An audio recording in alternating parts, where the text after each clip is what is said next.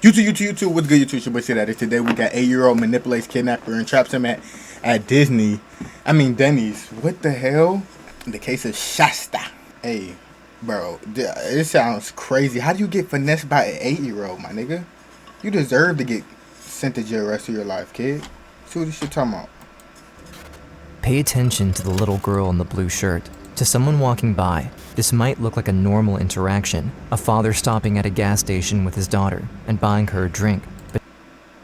But notice how she is keeping her distance from the man, crossing her arms and avoiding eye contact with him. Behind this security footage is a disturbing secret. She calls this man dad, but he is not her father.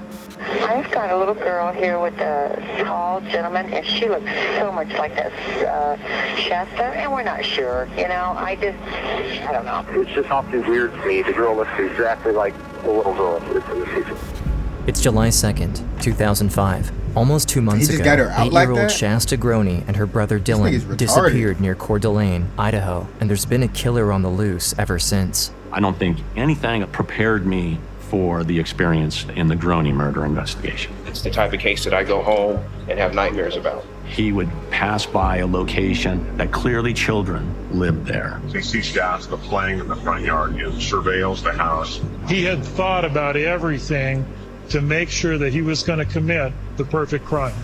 But at just 8 years old, Shasta outsmarts an obsessed serial killer and makes sure he will never terrorize anyone again. Shasta had an amazing ability to control him. It was Shasta that orchestrated her own rescue. Just outside of Coeur d'Alene, Idaho, 8-year-old Shasta Groene lives with her 2 older brothers, Dylan and Slade, her mom Brenda, and Brenda's boyfriend, Mark. Shasta's parents divorced when she's only 2 years old, and they don't have much money, but they enjoy their life as a tight-knit family. My mom loved music. We were just dancing around the living room, and she always wanted to cook and have food on the table every night when everyone was home, and I helped her cook a lot. Shasta and her 9-year-old brother Dylan are inseparable. They often spend their time with their family going camping, fishing, and playing outside together. I've never met anybody in my life that was like him. He was friends with the kids that got picked on, but then he was also super popular. Right? He was my best friend. No one could imagine what was in store for the Groene family. It's 6 a.m. on May 16th, 2005. Shasta is sleeping in her room when her mom frantically wakes her up. She had actually come into the room and said that there's a man here that doesn't want us to be here. Shasta tries to understand what's happening. She follows her mom into the living room where she sees a man with a shotgun. At first, Shasta thinks he's a police officer, but when he tells them to lie face down on the ground and uses zip ties and duct tape to bind their hands together, she realizes that something is horribly wrong. My stepdad Mark had said, "We don't have money." We were hearing bangs, and then he was screaming and yelling. One by one, the man realizes that something is horribly wrong. My stepdad Mark had said, "We don't have money." We were hearing bangs, and then he was screaming and yelling. One by one, the man beats Mark, Brenda, and Slade, attacking them each with a hammer. I was in the house with my family members, and I didn't know if they were dead or not. Next, he turns to the 2 youngest kids, Shasta and Dylan, but he has different plans for them. He grabbed me, picked me up, and took me into the backyard and laid me under the tree next to my brother. The kids have no idea what the attacker is going to do to them or why they've been separated from the rest of their family. Suddenly, their brother Slade stumbles out of the house, injured, but desperately trying to escape. The man chases after him and beats him more. When he stops, Slade is barely alive. He was sitting on the picnic table, and he was just, sitting up, and then he just laid down. The man puts the 2 youngest kids in the car. They can only watch in horror as they drive away, not sure of the fate of the rest of their family. He drives them almost 100 miles away to a remote campground outside St. Regis, Montana, in the Lolo National Forest, where he reveals what he did. He grabbed the hammer. He said, "See this hammer? This is the hammer that I murdered your mom and your stepdad and your brother with." And he was like, "They're not alive, and you're never going to see them again." Back at the house, a neighbor stops by, planning on dropping in for a quick visit. But as soon as he sees the home, he calls the police immediately. I went to the door to pay the little kid $10 for mowing the lawn, and there's blood all over the door. Nobody comes through the door. Police arrive, discovering the worst crime they've ever seen. I don't think anything prepared me for the experience in the Groene murder investigation. We have a homicide scene with one adult male, one adult female, and one juvenile male. Our main concern right now are the 2 children we cannot find. They discovered the bodies of Brenda Groene, her boyfriend Mark McKenzie, and her 13-year-old son Slade. Before he died, Slade found the strength to pull himself back in the house to be with his mom, and his body is found right next to hers. There's no sign of the 2 youngest children, Dylan and Shasta. Investigators search around the property, desperate for anything that could help lead them to the kids. Officers also check with other family and friends, hoping they weren't home at the time, but no one knows where they are. In many cases of child abductions, it's a family member who kidnaps them. Police approach Dylan and Shasta's dad, Steve. He admits to having a fight with his ex-wife just a couple days earlier about the custody of the kids. He also makes a plea on the news that draws suspicion. I'd like to address my children's abductors or abductor. Please release my children safely. They had nothing to do with any of this. It sounds as if the children's father might know something about the attack. Police give Steve a polygraph test. When they ask if he knows where the kids are, there is a fluctuation. He fails the test, but continues to say he knows nothing. Investigators use computer forensics to determine that he was at his home at the time of the murders, and they clear him from suspicion. It is back to square one in the search for 2 Idaho children missing since Monday. Police are following up hundreds of tips in their search for Shasta and Dylan Groene. With 2 kids missing and a killer on the loose, fear is spreading through the community. Police issue an Amber Alert, and residents of Coeur d'Alene are doing all they can to help. Thousands of tips come in, but nothing makes sense. Investigators don't think this could be a random attack. None of the family's valuables were stolen, and the crime seems very personal. The fact that the bodies were so beaten up so badly, it made the crime appear to be a crime of passion. You begin to think about who could have been so angry at this family to want to inflict such injury on these people. Shasta and Dylan lost 3 family members over the course of a few hours. Now, all they have is each other, and they're trapped with a murderer where no one can see or hear them. Their abductor doesn't even give them time to grieve the loss of their family, as he immediately begins to abuse them at the campsite and in a nearby cabin. He got really mad, started throwing things. He took more of his anger out on Dylan and was really mean to him. He would abuse him and then make me watch. And then if I cried, then he would abuse him worse. One night, their kidnapper takes the abuse to another level as he begins to play twisted mind games with them. He tells them they will be able to go back home if they do what he asks. He even has them write letters to their family, suggesting they might come back. Dear Dad, I miss you very much, and me and Dylan know what happened to Mom, Mark, and Slade, and we both feel very sorry for them. And we both miss you and Jesse and Vance, and we might see you guys again. Dylan and Shasta think their nightmare might come to an end soon, but the letters are never sent. It was just another cruel way the kidnapper manipulated them. He just wanted us to believe that there was a chance that we would live or that we'd get out safe. I think after a certain amount of time, Dylan had started to lose hope that it was going to turn out good for him. With every second the kids are missing, there's a low chance of finding them alive. Police desperately continue to look for leads. They learn about a barbecue that happened at the house a day before the murders. They find a fingerprint on the door that matches a man who was at the gathering, Robert Lutner. He has a criminal record, and he allegedly owed Brenda and Mark money. Finding a possible motive, investigators try to talk to Lutner, but they can't find him. Adding to the suspicion, his parole officer says he left town just after the murders. However, when Lutner contacts his parole officer and hears that police want to speak with him, he immediately comes back on his own. If somebody's going to turn themselves in that quickly, it's either going to be somebody who's feeling so much remorse for what they have done and they want to confess to it, or it's somebody that is completely innocent and wants to get it off their back. They question him for hours. He denies having anything to do with it, and he offers to take a lie detector test. He passes. Police don't find anything suspicious, and they rule him out. As every clue in the investigation leads to a dead end, Shasta begins to realize that their captor has no plans to let them go. But she and Dylan depend on each other, and as she sees her older brother lose hope, Shasta knows she needs to stay strong to give him the courage to go on. I said, I promise that we're going to make it out alive. That was my way of comforting my brother, just letting him know that Like, we would never stop Aren't fighting. they 8 at the time? The kids lean on each other to He's help 13. get through the trauma, but the abuse is far from over. The man begins forcing drugs and alcohol on them, and when he believes they're under the influence, he would freely tell horrifying stories of what he did to other children. He had no clue that the 8-year-old girl would remember everything and eventually use it to take him down.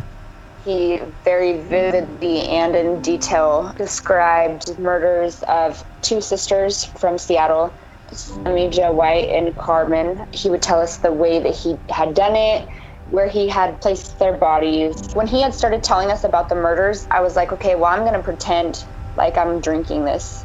As Shasta learns about the man's past crimes, she comes up with a plan. She knows he feels some kind of connection to her, and she decides to use that against him by acting like she's his friend. I would ask questions about his life, ask him about his family, and could I meet them one day? It was a conscious thing, like, I need to make him think that I love him or that I want to be here with him. At first, her questions seem to be working. The man even starts acting a little nicer to them, but a month into the kidnapping, things take an even more tragic turn. The captor had told the kids that if they caught a squirrel, they would be able to go home. It keeps returning to the campsite, just out of reach. Finally, Dylan is able to catch the squirrel. After completing the challenge the man gave them, they have new hope that this all might be coming to an end. They think their abductor is having them pack up to go back, but again, he lied to them, and Shasta's brief moment of relief with Dylan immediately comes crashing down. I had just given him a hug, and so I was holding his hand, and I heard a loud bang, and then I felt my brother's hand slip from mine. I couldn't even say anything, like I couldn't scream, I just didn't even know what to do. The man shoots Dylan twice, right in front of Shasta. She has lost everything. He came up to me and was crying. He said it was an accident, he didn't mean to. I didn't know what the first shot was, but I knew that the second time was on purpose. He said that he did it so that Dylan wouldn't have to feel pain. She has just had to watch another brother get killed, and now the deranged man forces her to help him move Dylan's body onto a tarp, where he burns it. Dylan and Shasta were helping each other to go on, but now the little girl is left all alone to face what no 8-year-old should ever have to go through. I was just confused, and I remember, like, I think for about a week I just didn't talk. I couldn't say anything, I was just frozen. 6 weeks since the kidnapping, Shasta's captor decides to move her to a different campsite. At first, they were in a remote spot where no one could see or hear them, but after her brother's murder, he takes her to a lower point on the mountain. As she's chained up inside the tent, she can even see people passing nearby. Shasta is desperate to escape, but the man continues to threaten her. She knows he will kill her if she tries to get the attention of the strangers, so she stays silent. One night, even after Shasta has been following all of his orders, he decides that he needs her gone. He was like, just like, you have the choice to be strangled or you have the choice to be shot like your brother, and that one's gonna be quicker. I felt like if I had chose the strangulation, that I might have a chance to talk him out of what he was doing. The man puts a rope around Shasta's neck and begins to pull. After losing her family and going through nearly 2 months of torture, she almost gives up. I kind of remember seeing my mom's face. I heard her voice, and then I started to see white, and then everything kind of came back. Even after they're gone, Shasta's family helps give her the strength to keep fighting, but her captor is strangling her, and she has to come up with an idea fast. I had worked up enough breath to say, please don't, Jet. Jet is the man's nickname that he told the kids about. Shasta's last attempt to survive is to manipulate her captor, the man who took her entire family away, by relying on his emotional attachment to her. I noticed that when I would use that name with him, it would soften a little bit, it would soften him. And he's like, what did you say? He started crying, and he was like, I can't do this. Shasta convinces him to let go and allow her to live at least a little longer. Even after he just tried to kill her, she continues to build their relationship in hopes that it will help her survive. Anytime me going home was brought up, I would tell him, no, I don't want to go. I want to stay here with you. He'd be like, really? You could tell that it was starting to catch him off guard a little bit. It's July 2nd, 2005, 7 weeks since the kidnapping. After gradually getting her abductor to open up to her, Shasta finally sees a real chance to get home. He basically sat me down and asked if I would be his kid and I would stay with him, that I would call him Dad. He's like, I want to take you to meet my mom. Would you meet her? And I had said yes. The little girl is inching closer to the possibility of being back in an area with people around who might notice her, but she knows she has to do more to make sure she's seen in public. And I said, can you take me to where I grew up? Like, I want to show you where I went to school, and I want to show you where my best friend lives. Like, I want to show you all these places that are important to me because you're important to me. And he was like, yeah, of course, I would love to. Almost 2 months after Dylan and Shasta Groene disappeared, Shasta has her kidnapper drive her right back to Coeur d'Alene, even stopping at a convenience store, praying that someone will notice her and intervene. Police get a tip, but not until the manager reviews the security footage to identify Shasta after they have left the store. Fuck that I manager. remember just holding on to hope, but still feeling like there wasn't going to be any. The man asks if she is hungry. Knowing there will probably be people that would see her where they eat, Shasta says yes, and they go to the Denny's restaurant in Coeur d'Alene. As I was walking in, I noticed that my missing persons poster was right there. There was this guy standing outside, and he was with his friends, and he nodded his head, and I nodded my head, and he went up to the counter and made it kind of seem like he was conversating with one of the waitresses, and then I seen her look over at me. They were my only table at the time, and I immediately recognized her. His entire world revolved around her. She didn't speak without his permission. There was something just not okay. Waitress Amber Dean has no idea who the man with her is or what he's capable of, but she can't risk him knowing she's suspicious. I'd spoken to my manager, said, I think we should probably call Coeur d'Alene PD. I'm pretty positive that's Shasta Groene over there. I'll pay for their meal if I'm wrong. We need to get somebody up here. Others at the restaurant also notice the little girl, and officers finally get the call they have been waiting for months. I've got a little girl here with a tall gentleman, and she looks so much like this Shasta, and we're not sure. I don't know. Shasta can tell that they recognize her, but she still doesn't know if she'll make it out alive. I remember thinking that he's so smart, and I was like, even if they know that I'm with him, maybe he will have an excuse and they'll just leave and they won't think that anything was wrong. Everyone is waiting for the police to get there, but the man is ready to leave. If he gets away with the girl, there's no telling what he'll do next. The people at Denny spring into action. Amber pretends to have problems printing the check so that he'll stay in his seat longer. Others in the restaurant position themselves so they can stop him at the door if he tries to get out. Finally, the police arrive and ask her for her name. After the little girl says who she is, they immediately take the man away and she can breathe a sigh of relief. The whole entire restaurant started clapping. Like, they all knew who I was. They all knew that I was a missing person, and like it was kind of like they all played a factor into my rescue. Before they even leave the Denny's, Shasta tells the police that the man with her is the one who killed her family and abducted her. He is 42-year-old Joseph Duncan, a level 3 sex offender. He was only 15 years old when his first sex crime was recorded. In 2004, he was charged with molesting a boy in Minnesota, and he is currently a fugitive after borrowing $15,000 for bail and leaving town. Police investigate the car Duncan had been driving, which was stolen. They find a shotgun, along with video equipment with recordings of Dylan and Shasta while he was holding them captive. Shasta is finally safe, but Dylan is nowhere to be found. Duncan immediately goes silent, and officers can't get any information from him. They have to turn to the little girl. She immediately opens up, revealing what happened to her brother. She goes on to explain the unimaginable horrors that she and Dylan went through over the past 7 weeks. The thought of an 8-year-old girl having to observe this and then having to relive it to an investigator after the fact is just amazing to me. She witnessed things that grown people would be traumatized for the rest of their lives and never be able to speak about.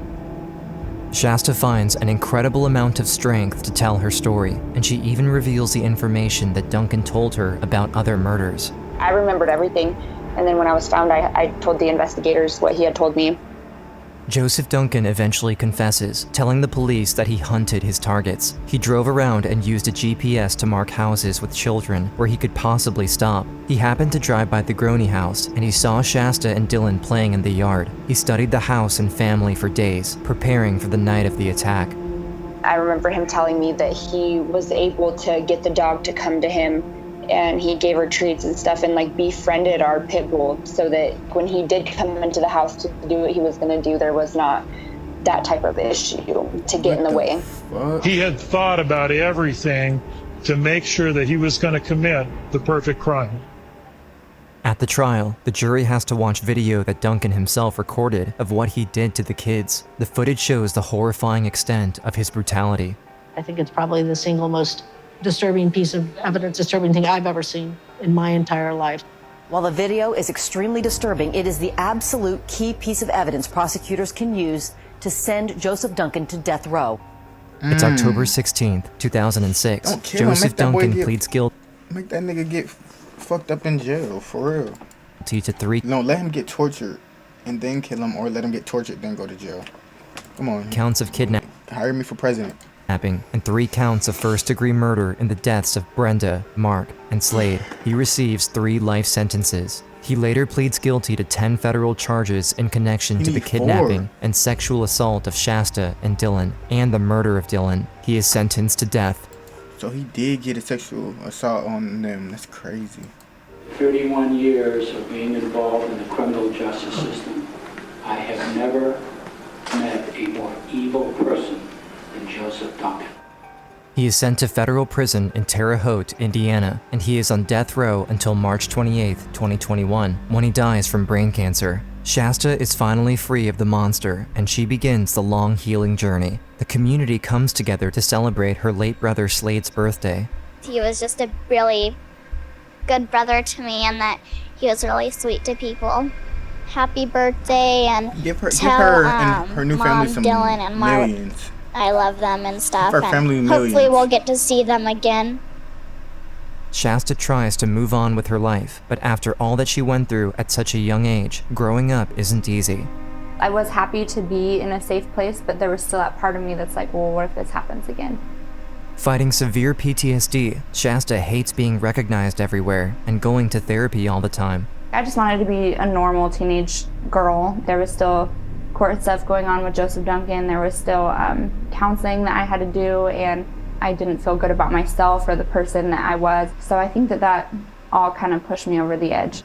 Shasta turns to drugs and alcohol to try to escape. She spends her early teenage years in a correctional facility where she meets other girls who had been through similar experiences with substance abuse. The judge was very honest with me, and she's like, Shasta, I feel like you do have a lot of help you can give people, and I feel like you're way better than what you're being.